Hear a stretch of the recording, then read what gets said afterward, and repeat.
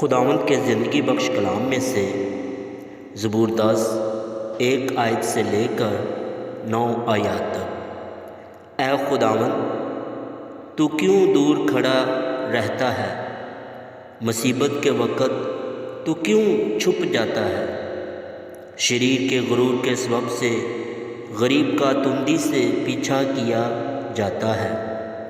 جو منصوبے انہوں نے باندھے ہیں وہ انہی میں گرفتار ہو جائیں، کیونکہ شریر اپنی نفسانی خواہش پر فخر کرتا ہے اور لالچی خداوند کو ترک کرتا بلکہ اس کی اہانت کرتا ہے۔ شریر اپنے تکبر میں کہتا ہے کہ وہ باز پرس نہیں کرے گا۔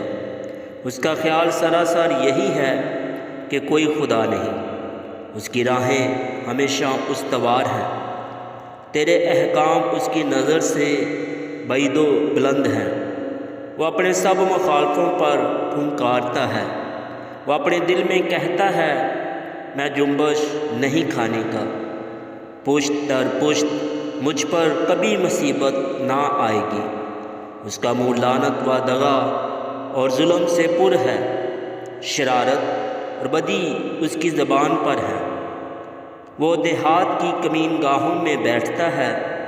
وہ پوشیدہ مقاموں میں بے گناہ کو قتل کرتا ہے۔ اس کی آنکھیں بے کس کی گات میں لگی رہتی ہیں۔ وہ پوشیدہ مقام میں شیر ببر کی طرح دبک کر بیٹھتا ہے۔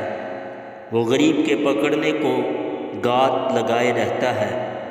وہ غریب کو اپنے جال میں پھنسا کر پکڑ لیتا ہے۔ آمین۔